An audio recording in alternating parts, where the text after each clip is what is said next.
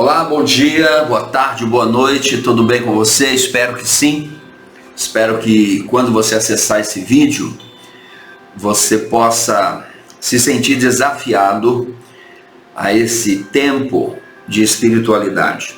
O objetivo de eu disponibilizar esse vídeo para você é que de alguma forma, de alguma maneira, poder te ajudar, te dar a mão, estender as mãos e compartilhar contigo alguma meditação, alguma consideração na Bíblia Sagrada para que produza conforto, consolo, esperança no seu coração e juntos, de mãos dadas, caminhemos em frente, sempre seguindo. Os momentos são momentos desafiadores, momento de grande expectativa em todo o mundo, na nossa cidade, na nossa nação, ao norte, ao sul, ao leste, ao oeste. E pessoas têm se sentido afligidas, pessoas têm se sentido atacadas mentalmente, espiritualmente, fisicamente. Pessoas estão se esgotando. E a colaboração que eu posso dar para você é essa: caminhar com você em princípios de espiritualidade. Espiritualidade ela é um pouco diferente da religiosidade ou da religião. A religião ela tem um contexto, uma ideia, um grupo. O contexto da religião é reunir com um determinado grupo em algum lugar. E essa reunião produz um efeito de comunidade. Então a religião tem a ver com a comunidade. Está em comunhão, está em grupo. As pessoas se veem, se abraçam, choram, riem, compartilham. Então essa é a ideia do convívio, da comunidade, da religião. E a espiritualidade, ela tem uma ideia um pouquinho diferente. Espiritualidade tem a ver com o caminho mais sozinho, solitário, o caminho mais individual, particular. E nesse tempo, quando os templos estão fechados, tem certas restrições para a reunião nos templos, devemos exercitar nossa espiritualidade. Então, eu convido você para essa jornada da espiritualidade do Evangelho de João. Começando do capítulo 1, e todos os vídeos nós vamos tratar de um capítulo, ok? Jornada da espiritualidade, começando no Evangelho de João. Eu também tenho vídeos no canal do YouTube, Demilson Félix, e se você ainda não acessou, eu convido você a que acesse, vá fazer uma visita no canal, conheça. Ali eu disponibilizo uma vez por semana conteúdo sobre todo o Antigo Testamento, livro por livro, abordando seus personagens, seus desafios, um pouco do contexto da história, um pouco de contexto político, relacionamentos, e uso muitas ferramentas que vão te ajudar a compreender de uma forma mais profunda o Antigo Testamento. Lembrando que a jornada da espiritualidade vai acontecer num primeiro momento aqui no Novo Testamento, ok? Vamos lá? Vamos começar então. Eu peço que nesse momento Deus te abençoe, Ele erga o rosto sobre ti e te dê a paz. O amor de Deus, a comunhão e a consolação do Espírito Santo e a graça salvadora de Jesus de Nazaré entre no seu coração, na sua vida, na sua família, trazendo calmaria e paz, tranquilidade, trazendo provisão, trazendo para você discernimento, trazendo controle, que toda a sua casa seja cheia da presença de Deus e do Espírito Santo de Deus, ok? Então vamos lá. No Evangelho capítulo 1 do Evangelho de João, o Evangelho de João ele é um pouco diferente da sua linguagem do Evangelho de Mateus, Marcos e Lucas, porque o Evangelho de João aborda uma ideia de um Jesus mais popular, mais envolvido com pessoas, mais universal. E aqui na apresentação do capítulo 1, é uma introdução, capítulo 1, do versículo 1 até o versículo 18, vai falar sobre a encarnação do Filho de Deus. E João começa assim: no princípio era o Verbo, e o Verbo estava com Deus, e o Verbo era Deus. Esse capítulo 1, versículo 1 de João fala que a pessoa, que aqui personificando o Verbo, que é uma pessoa, estava com Deus desde o princípio, e essa pessoa é Deus, foi igual a Deus. No versículo 2 diz: ele estava no princípio com Deus. É uma afirmativa, vem afirmar sobre onde ele estava no princípio, onde essa pessoa, com quem estava, quem é essa pessoa, com a coparticipação dela, a divindade, no início. No versículo 13 ele continua. Então a minha ideia aqui é uma meditação mais expositiva. Então eu aconselho que você abra sua Bíblia e me acompanhe. Assim os detalhes que eu for falando será de maior proveito. Mas fique à vontade, caso você não queira lançar a mão da sua Bíblia, fique à vontade, faz do seu jeito. O vídeo vai ficar à sua disposição aqui no Facebook e você vai poder consultá-lo quantas vezes achar necessário. Versículo 3 diz: todas as coisas foram feitas por intermédio dele, sem ele nada do que foi feito se fez.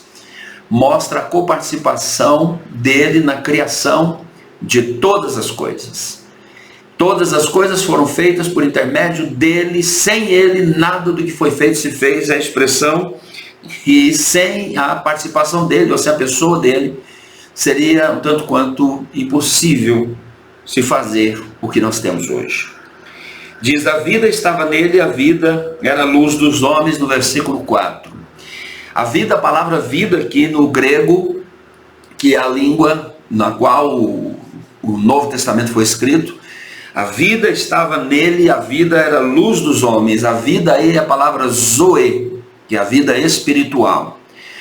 Quando na língua portuguesa você pergunta para alguém: fala para mim o que é vida, o que você entende sobre vida, defina a vida, e a pessoa fala assim: a vida é viver, é amar, é levantar, andar, fazer as coisas, é tudo isso. Porém a nossa língua portuguesa ela é um tanto quanto limitada em algum aspecto, em algumas palavras.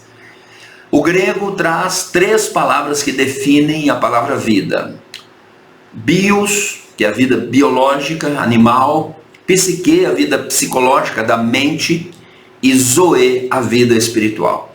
Aqui a vida estava nele, quer dizer, a vida espiritual estava nele, e diz: a luz dos homens. Essa vida espiritual é que traz a verdadeira luz para o homem, para a mulher, para o menino, a menina, o moço.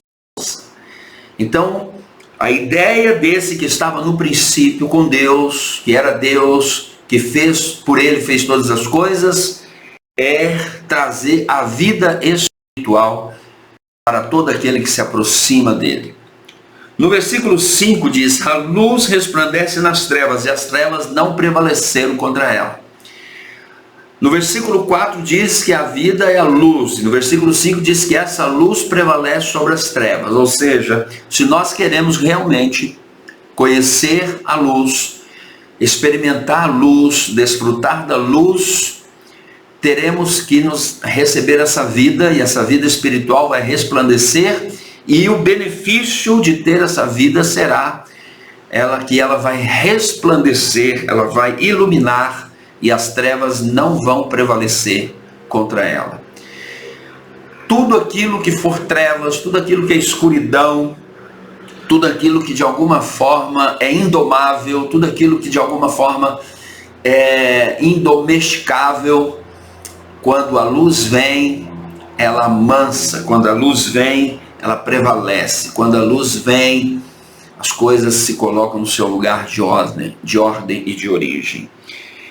No versículo 6 ele vai trazendo agora uma narrativa, que houve um homem enviado por Deus cujo nome era João. Esse personagem entra aqui no Evangelho de João, que é conhecido comumente como João Batista. Ele entra na história, ele entra no cenário, enviado por Deus, ele entra com uma missão de vida. É muito importante observarmos esse homem com a sua missão de vida, e assim como João Batista tinha uma missão de vida, você também tem uma missão de vida. Você não está aqui por um mero acaso, você está aqui para uma missão de vida. E aqui eu já faço uma pergunta: você já descobriu qual é a sua missão de vida? No versículo 7, este homem veio como testemunha para que testificasse a respeito da luz, a fim de que todos virem a crer por intermédio dele. Então, João é um instrumento. João acaba sendo aqui aquele instrumento que vai anunciar, aquele instrumento que vai fazer com que as pessoas creiam, com que as pessoas deem um passo de fé, com que as pessoas deem um passo adiante, um passo a mais, se elevem. O versículo 8, ele não era luz, mas veio para que testificasse da luz. João não era a luz. A luz é esse personagem que já vai aparecer aqui com o nome. João tinha certeza de quem ele era. Uma grande vantagem é quando nós sabemos quem nós somos e quem nós não somos. João vai falar daqui a pouco quem ele é e quem não é. Para experimentarmos a luz, para termos a vida Zoe e experimentarmos a luz que a vida Zoe traz, precisamos nos envolver, chegar perto, o perto suficiente para tocar, para abraçar, para ter comunhão, o perto suficiente desse personagem, dessa pessoa que é luz, o tão perto para que nós possamos ser transformados, deixar que a luz que há nele ilumine o nosso interior, conecte com a luz interna e venha resplandecer em nós, afugentando todas as trevas. A saber, no versículo 9, a verdadeira luz que vinda ao mundo ilumina todo homem. Essa luz que é enviada, que é trazida, que é ofertada a nós, nessa pessoa que estava no princípio com Deus, que era Deus, e que todas as coisas foram feitas por intermédio dele, e sem ele nada que foi feito se fez. Essa luz vem com um propósito, ela vem trazer a vida espiritual, e essa vida espiritual traz o resplandecer, e a ideia da verdadeira luz que vem ao mundo é para iluminar o homem, iluminar todo ser humano, porque você e eu fomos criados para glorificar esse Deus criador de todas as coisas. Então ilumina todo homem. No versículo 10 diz assim: estava no mundo, o mundo foi feito por intermédio dele, mas o mundo não o conheceu. Observa que coisa mais trágica é o ser humano não reconhecer seu Criador. A maior tragédia que pode existir para o ser humano é ele não reconhecer o seu Criador. Aqui diz que ele estava no mundo, o mundo foi feito por intermédio dele, mas o mundo não conheceu. O mundo aqui, a palavra é humanidade, homens e mulheres. A palavra grega aqui para mundo é humanidade. Então, estava com a humanidade, estava no meio da humanidade, a própria humanidade foi feita por intermédio dele, mas a humanidade não o conhece, a humanidade não o percebe, a humanidade não se aproxima o suficiente para ser transformada, tocada por essa luz, e essa luz traz a vida Zoe, e essa vida Zoe ilumina de uma forma plena e maravilhosa. Veio, no versículo 11, veio para o que era seu, mas os seus não receberam. Olha que tragédia, é o Criador vindo na pessoa desse personagem, que já vamos falar o nome dele, e ele não ser reconhecido. Já pensou? Você pare um pouco, um tempo, um momento, e imagine que você criou todas as coisas, imagine que você criou tudo, e há uma criação que veio de você, e você vai até essa criação te rejeita, essa criação não te reconhece, essa criação se mantém longe quando era esperado que se aproximassem. No versículo 12 diz assim: mas a todos quanto receberam, deu-lhes o poder de serem feitos filhos de Deus, a saber, aos que creem no seu nome. Aqui tem dois públicos. Público no versículo 11 é aqueles que não conhecem, aqueles que se afastam, aqueles que não recebem. No versículo 12 é aqueles que se aproximam, recebem, e além de receber, recebem um título, filho de Deus, e esse título é manifesto porque eles creem no seu nome. Olha que coisa maravilhosa, que convite maravilhoso que a espiritualidade nos faz. A espiritualidade nos faz um convite para nós nos aproximarmos daquele que é o Verbo, que estava com Deus, que era Deus, que todas as coisas foram feitas por intermédio dele, para que nós possamos receber a vida Zoe. Essa vida vai trazer luz, e essa vida vai iluminar o interior do homem, e vai iluminar tanto que vai chegar a conhecer, a relacionar, a aproximar e receber o título de filho de Deus. O versículo 13 fala sobre uma vontade superior, uma vontade espiritual, uma vontade soberana que age nesse encontro, nessa aproximação. Os quais, ou seja, os que se aproximaram, os que o receberam e que receberam o título por ter aproximado, por ter recebido, por terem crido, esses não nasceram da vontade da carne nem do homem, mas de Deus. Então aqui há uma vontade soberana, poderosa, maravilhosa, que está conduzindo o homem, que quer conduzir o homem, conduzir a cada um que foi criado à imagem e semelhança de Deus, para que se aproxime da luz, da vida, seja iluminado e seja transformado. No versículo 14, o Verbo se fez carne e habitou entre nós, cheio de graça e de verdade, e vimos a sua glória como glória unigênita do Pai.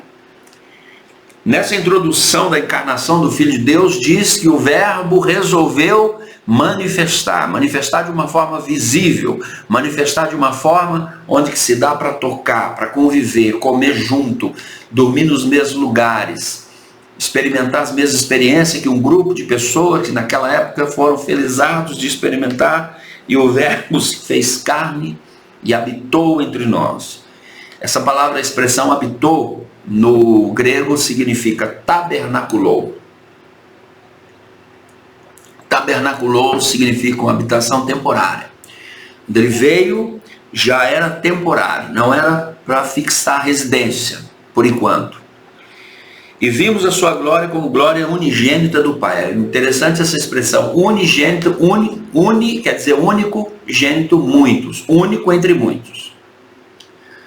Depois de algo, de um fato, de algo grandioso que vai acontecer, essa pessoa, esse personagem vai passar a ser reconhecido como primogênito, primeiro entre muitos. Unigênito na sua apresentação, que ele é o único filho entre muitos. Primogênito é o primeiro, o irmão mais velho entre muitos. No 15, no versículo 15, João exclama a respeito dele, João testemunha a respeito dele e exclama: este é quem eu disse, o que vem depois de mim tem contudo a primazia, porquanto já existia antes de mim.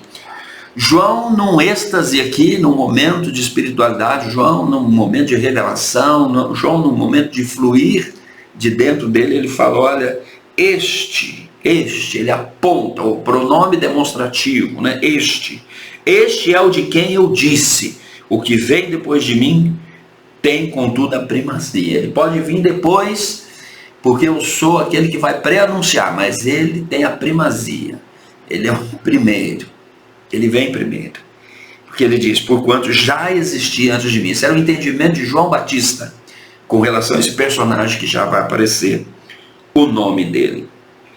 O versículo 16, porque todos nós temos recebido da sua plenitude, graça sobre graça. Um aspecto que Jesus veio trazer, eu já falei o nome dele, que já vai aparecer no versículo, o aspecto que Deus vem trazer através desse personagem, a plenitude, é estar pleno. Plenitude é estar completo, plenitude é ser cheio, completamente cheio, tomado, graça sobre graça, bondade de Deus, misericórdia. Graça é o que eu não mereço e Deus me dá.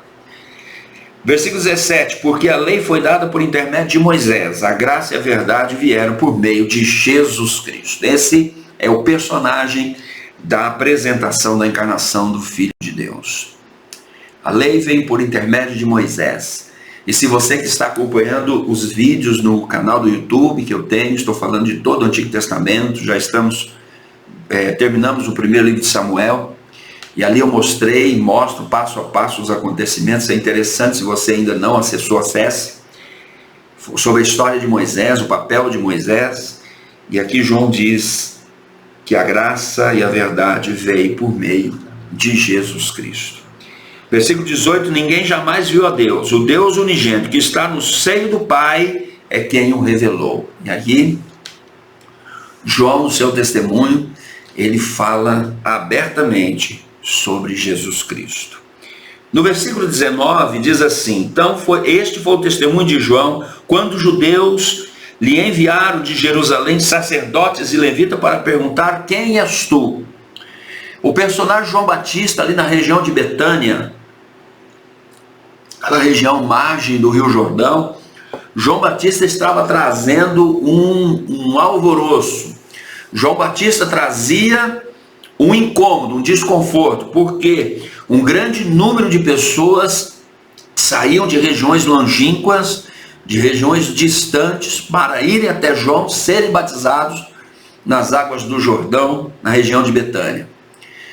E isso começa a incomodar esse movimento, essa forma de João Batista pregar, essa forma dele se expressar.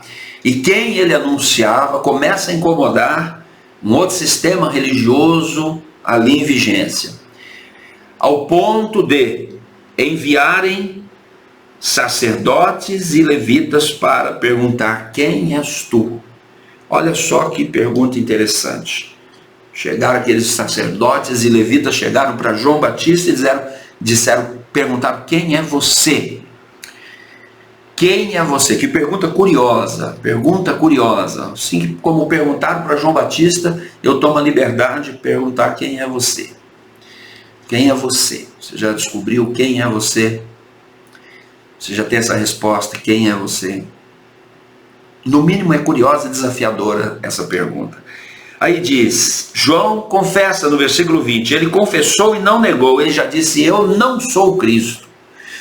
João, antes de apresentar, tirar o cartão dele e apresentar quem ele era, quem ele é, ele falou quem ele não era.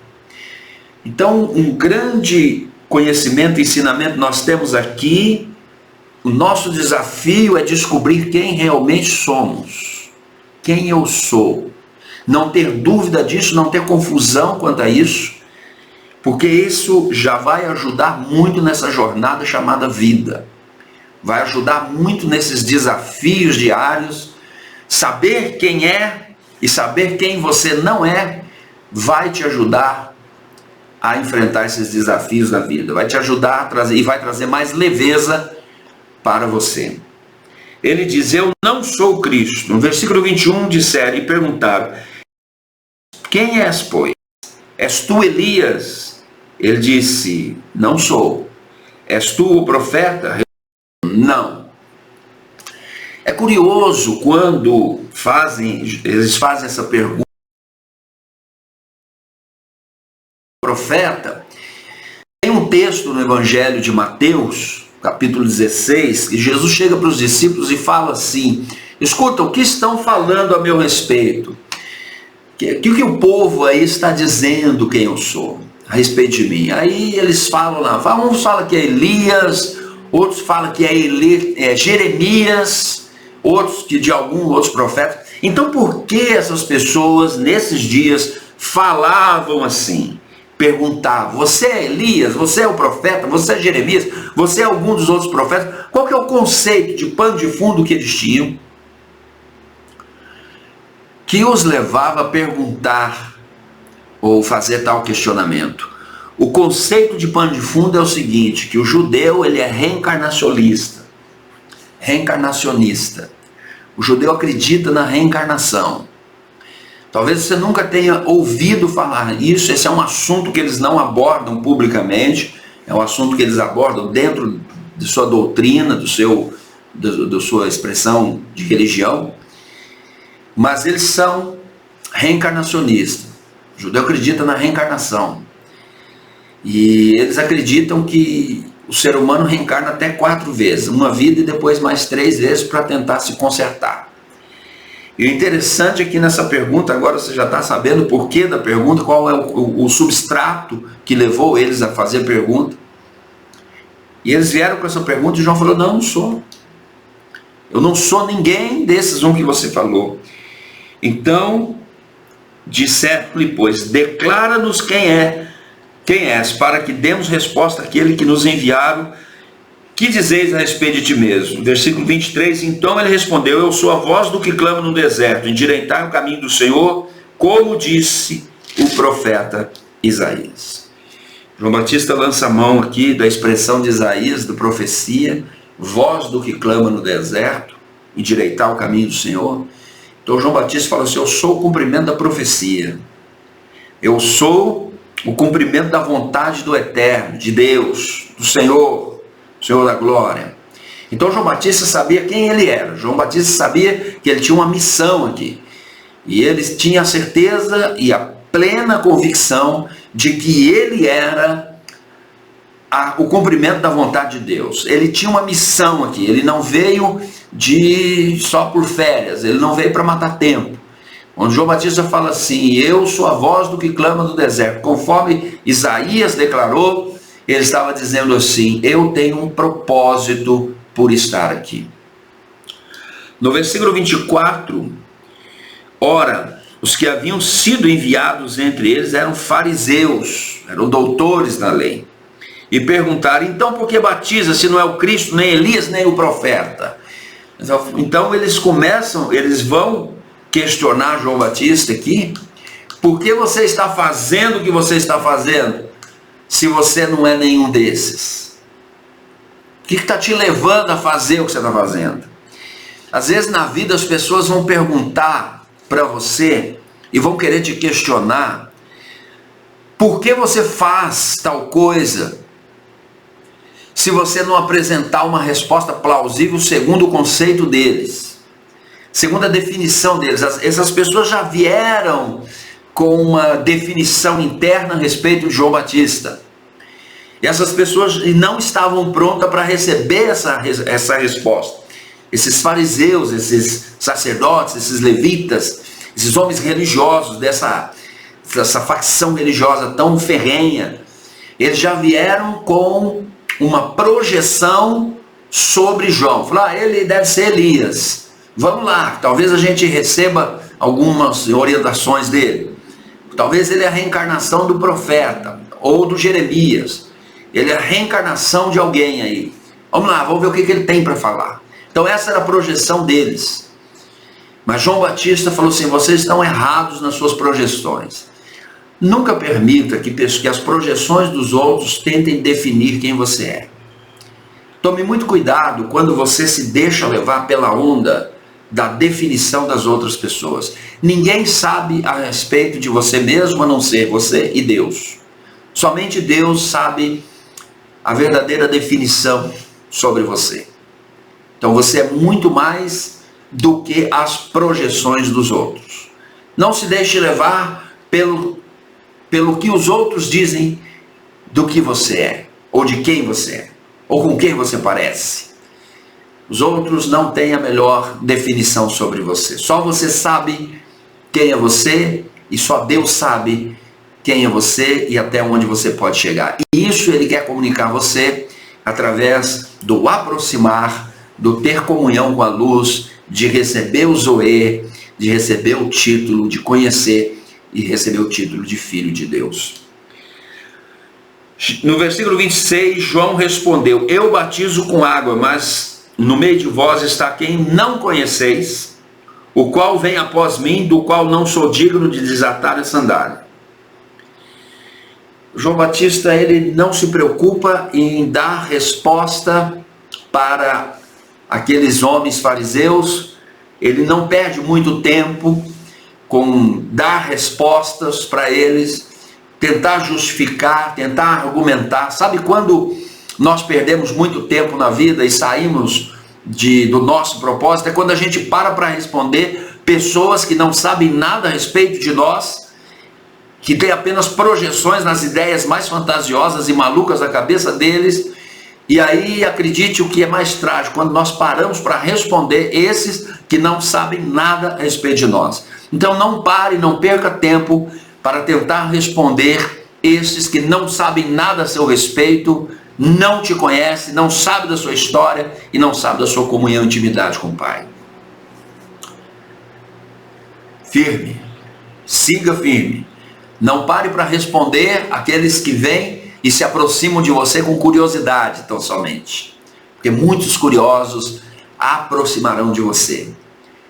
Não para te ajudar, para questionar. Seguindo aqui, no versículo 28 diz: essas coisas se passaram em Betânia, do outro lado do Jordão, onde João estava batizando. Era a região onde João estava fixado, região onde ele estava acostumado, região onde ele escolheu para realizar aquilo que o propósito dele estava designado para realizar. É importante você começar a entender que você precisa realizar aquilo para o qual você foi chamado para realizar, no espaço confortável, familiar e seguro que você escolheu. Os que forem contra, que venham até você, mas você não precise nunca sair do seu lugar para ir até os outros dar respostas para eles. E quando eles vierem até o seu lugar, não perca tempo com quem não quer a luz, não quer a vida e não quer ser transformado. Não perca tempo da sua vida com os mexeriqueiros. Gente mexeriqueira é gente que está fora do propósito. Seguindo, 29. No dia seguinte viu João a Jesus que vinha para ele e disse: eis o Cordeiro de Deus que tira o pecado do mundo. João era tão desprovido, João não estava nem um pouco interessado em fazer disputa com Jesus Cristo.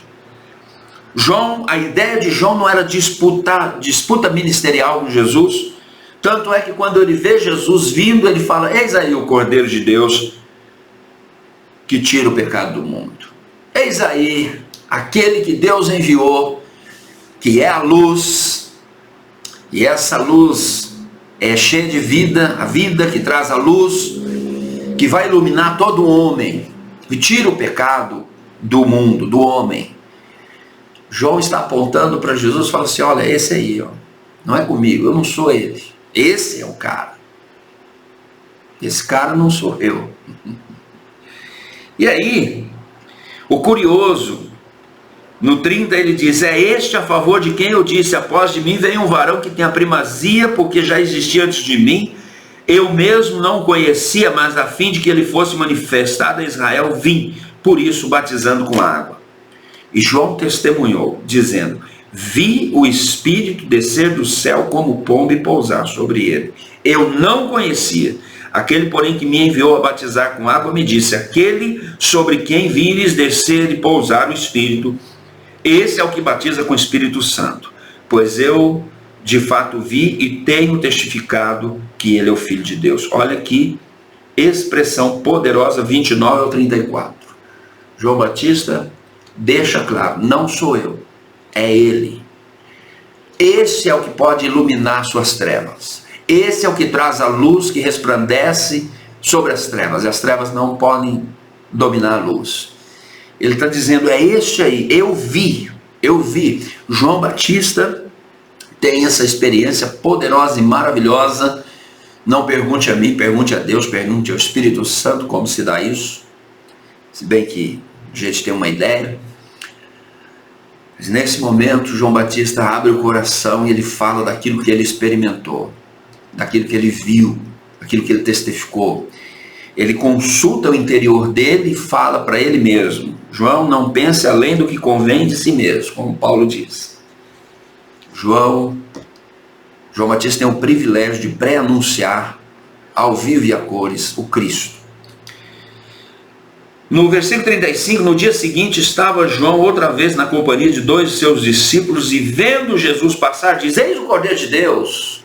João Batista, o papel dele era preanunciar Jesus. João Batista era vazio de si mesmo, ele não estava com disputa ministerial, ele não estava preocupado em encher a igreja dele e esvaziar do outro. Muito pelo contrário, João Batista falou assim: o meu papel é o meu papel. Jesus não vai fazer o meu papel, eu não farei o papel de Jesus. João Batista falou assim: eu não sou o Salvador, Salvador é ele. Eu não batizo com o Espírito Santo, eu batizo com água. Quer dizer, eu dou início para que você comece a ser introduzido nos primeiros passos, para que você comece a experimentar uma transformação. Mas quem vai virar a chave dentro de você, quem vai levar você a uma transformação profunda e poderosa, é o Cordeiro de Deus. Os dois discípulos, ouvindo dizer isso, seguiram a Jesus. Que curioso isso. O Batista está com dois discípulos, se era próximo ou não, íntimo ou não, sei, se era de perto ou não, se eram amigos ou não. E o João Batista se sentiu tão à vontade de falar: eis o Cordeiro de Deus, esse é o Cordeiro de Deus. Os discípulos simplesmente seguiram Jesus. O João Batista não estava preocupado em encher a igreja dele e esvaziar de Jesus, não. O João Batista estava preocupado em fazer a vontade daquele que o enviou para fazer.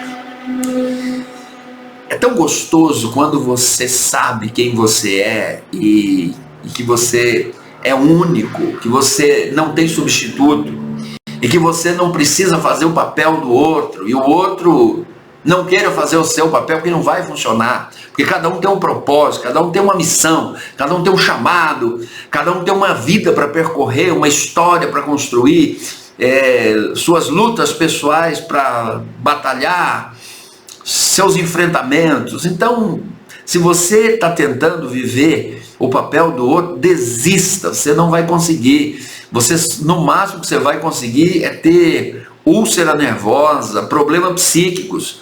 O máximo que você vai conseguir é ter desgaste. Seja você na sua inteireza, na sua pessoalidade. No versículo 38, Jesus, voltando, vendo que o seguia, disse: o que vocês querem? O que vocês buscam? Disseram-lhe: Rabi, que quer dizer mestre, onde você assiste? Onde você dá assistência? Jesus achou curioso, no mínimo, talvez Jesus viu aqueles dois próximo de João Batista, e quando Jesus viu aqueles dois rapazes vindo, que Jesus não chamou, ele falou assim: o que vocês estão querendo? Essa é a pergunta mais clássica que Deus faz quando começamos a caminhar em direção a Ele. Quando chegamos numa certa distância, próxima o bastante, para ouvir sua voz, Ele pergunta: o que você busca de mim? O que você quer de mim? E eles falaram: Senhor, onde o Senhor assiste? No versículo 39 respondeu: vinde e vede. Vinde e vede. Jesus é tão maravilhoso porque ele não fica com rodeios. Jesus não fica com verborragia. Jesus não fica com palavras vazias. Se você quer saber onde eu assisto, onde eu estou, você tem que vir e ver. Você tem que vir e experimentar. Você tem que vir e ter essa experiência. Deus é assim. Jesus é assim. Você tem que vir e ter essa experiência. Você quer compreender, quer saber onde Deus está, quer saber como Deus está, como que Deus pode assistir você, você tem que vir e ver. Você tem que aproximar e experimentar. Ver, ter a sua experiência. Não é você falar da experiência que o outro teve. Não é você falar do que o outro sentiu, do que o outro viu, do que o outro experimentou. É você. Você precisa ver e experimentar. Foram, pois, e viram onde Jesus estava morando, ficaram com ele aquele dia, sendo mais ou menos a hora 10ª. O nome dos dois discípulos era André, irmão de Simão Pedro, um dos dois que tinha ouvido o testemunho de João e seguido a Jesus. Ele achou primeiro o próprio irmão Simão, a quem diz: achamos o Messias, que quer dizer o Cristo. E o levou a Jesus. Olhando Jesus, disse: tu és Simão, filho de João. Tu serás chamado Cefas, que quer dizer Pedro. André, ele tem a experiência dele de aproximar de Jesus. Ele ouviu, ele experimentou e ele não guardou para ele. Interessante que era tão bom, tão gostoso, tão maravilhoso, tão transformador, tão cheio de paz, tão restaurador. Aquela pessoa que ele acabou de conhecer é uma pessoa que ilumina, que tem vida, Zoe, que tem foz, que é luz. Pessoa que André conheceu é uma pessoa que ilumina, Tem tanta luz que as trevas internas começam a ser dominadas e vencidas, e ela ilumina todo homem, todo aquilo que aproxima. Então André teve essa experiência de iluminação. Primeira oportunidade que ele pegou Pedro e levou, Simão e levou. Quando leva lá, Jesus não tinha uma conversa religiosa. Isso é o que é maravilhoso em Jesus. Quando Simão chega, Jesus olhou e falou assim, já colocou apelido no cara, falou assim, você é Simão, eu vou te chamar de Pedro, quer dizer, Cefas, quer dizer Pedro, pedra. Eu acho que isso, Jesus, tanto Pedro quanto André não esperavam essa conversa, essa prosa de Jesus. Não esperava isso. É tão gostoso quando você, e talvez André, quando falou assim para Pedro, falou, Pedro, achamos o Messias. Pedro falou, olha que legal, vou lá. Só que essa expressão Messias, ela remete a um conceito, a uma ideia, a um papel, a um arquétipo poderoso, porque Messias é aquele Salvador. A espera e a manifestação do Messias é aquele que é o top das galáxias. E quando André leva Pedro, e eu acho que quando foram chegando perto de Jesus, eles foram até se arrumando, limpando, dando uma ajeitada, dando uma impostada, olhando assim meio. E a conversa foi tão saudável, tão gostosa, tão humana, tão conversa de gente, tratou eles como gente, tratou eles como pessoa, que talvez Jesus sorriu e já colocou apelido no Simão. Deus surpreende. Deus surpreende com a simplicidade que Ele quer comunicar a todos aqueles que se aproximam dEle. Diz assim, 44. Ora, Filipe era de Betsaida, cidade de André e de Pedro. 43. No dia imediato, resolveu Jesus partir para a Galiléia e encontrou Filipe, a quem disse, segue-me. Então, 2 discípulos foram espontaneamente, deixaram João Batista e seguiram Jesus. Aqui, Jesus chega para Filipe e fala, segue-me, vem cá. Ora, Filipe era de Betsaida, cidade de André e de Pedro. Filipe encontrou Natanael e disse, achamos aquele de quem Moisés escreveu na lei, a quem se referiu os profetas, Jesus, o Nazareno, filho de José. Perguntou Natanael, de Nazaré pode sair alguma coisa boa? Filipe tinha tido a sua experiência com Jesus. E foi uma experiência tão boa que Filipe resolveu compartilhar com Natanael, que talvez fosse um amigo, um conhecido, era um vilarejo. Nessa época, as vilas, Cafarnaum, Betsaida, Betânia, era vilarejo, aquelas vilas de 3, 4 ruas, todo mundo conhecia todo mundo, os meninos cresceram juntos, frequentavam as mesmas sinagogas, os mesmos lugares de oração, participavam das festas juntos, faziam estripulia junto. Então Filipe, quando ele chama Natanael, devia ser alguém do seu círculo de amizade. E aí Natanael fala assim, ué, mas Nazaré, você tem certeza?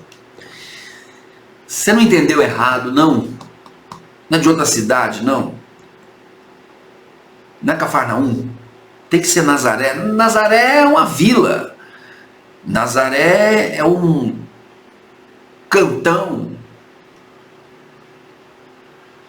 Pode vir alguma coisa boa. Então Natanael já tinha uma projeção de que tipo de pessoa tinha saído de lá. Nazaré na época era um reduto de pessoas ultra religiosas, radicais. E Natanael deve ter falado assim, rapaz, você tem certeza disso, cara? Esse cara é de Nazaré, esse cara deve ser chato, esse cara deve pegar no pé, deve ser radical, esse cara deve falar um monte de palavra vazia, usar verborragia. Aliás, quero fazer uma pausa aqui, um parêntese. No meu próximo vídeo no YouTube, eu vou falar sobre o livro de Reis, vou falar sobre Salomão, E vou falar sobre a sabedoria e o arquétipo da sabedoria, seus positivos e suas duas partes negativas. Aguarde, acesse o canal, assista, que vai te ajudar muito. Então, Natanael deve ter pensado assim, cara, vai ser uma barra, para não falar outra palavra, ficar perto desse cara. Bom, Natanael, quando Jesus, Felipe fala, vem ver. Felipe já estava no vem ver. Com Jesus era assim, vem ver. Onde o senhor assiste? Vem ver. Pedro, vem ver. Natanael, vem ver. Já estava a gira gospel ali, vem ver. Vem e vê. Jesus viu Natanael aproximar-se e disse a respeito, eis o verdadeiro israelita de quem não há dolo, em quem não há dolo. Respondeu Natanael, de onde você me conhece? Respondeu Jesus, antes de Filipe te chamar, eu te vi quando estava debaixo da figueira. Como é que você me explica isso? Como é que a gente vai explicar isso aqui? Natanael chega perto de Jesus, Jesus já sabe sobre Natanael. Como é que Jesus viu esse cara antes de Filipe chamar? Qual foi o recurso que Jesus usou? Aí. Já parou para pensar nisso? Você já parou para pensar nisso? Que é possível isso? Tanto é possível que Jesus manifestou aqui. Jesus falou, ó, já te conheço, eu já te vi. Talvez num momento de profunda oração e meditação, isso foi manifesto a Jesus. E nos momentos de profunda oração e meditação, as coisas maravilhosas são manifestas. Pegou o segredo? No versículo 49, então, Natanael exclamou, mestre, tu és o filho de Deus, tu és o rei de Israel. Natanael já ficou impressionado, porque Natanael, debaixo daquela figueira,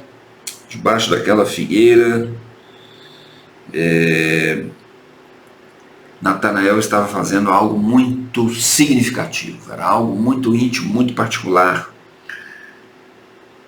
para Natanael. Isso estourou dentro dele como uma bomba, e ele falou assim, mestre, tu és o rei de Israel. No versículo 50, o que de Jesus respondeu, por que te disse que te vi debaixo da figueira, crês? Pois maiores coisas do que esta verá. E acrescentou, em verdade vos digo que vereis o céu aberto, e os anjos de Deus subindo e descendo sobre o Filho do Homem. Que revelação, que palavra poderosa, porque aqui, quando Jesus fala assim, você vai ver os céus abertos e os anjos subindo e descendo sobre o Filho de Deus, Jesus está falando sobre o sonho de Jacó. O mesmo sonho de Jacó, quando Jacó teve, quando ele fugia do seu irmão, ele viu uma escada que ligava a terra ao céu, e anjos subiam e desciam. Essa era a ordem. E Jesus repete aqui, já parou para pensar o que são anjos subindo e descendo? Já se perguntou sobre isso? Não?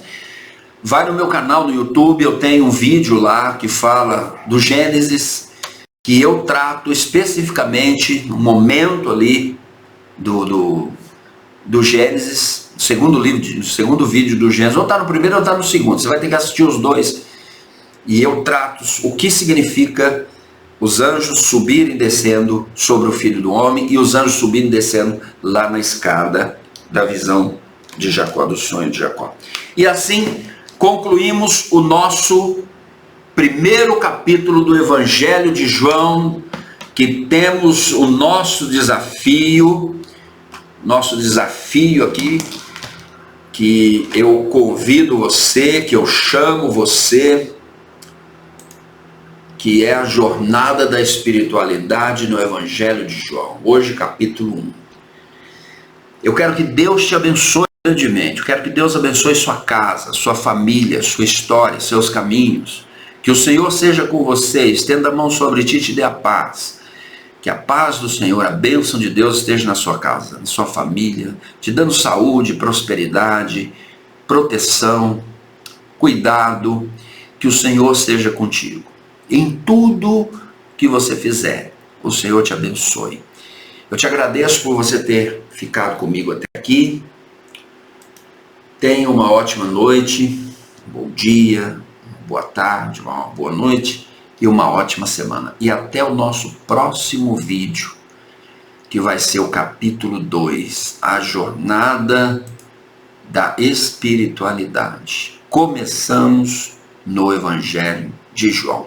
Beijo no seu coração, fique com Deus e até o próximo vídeo.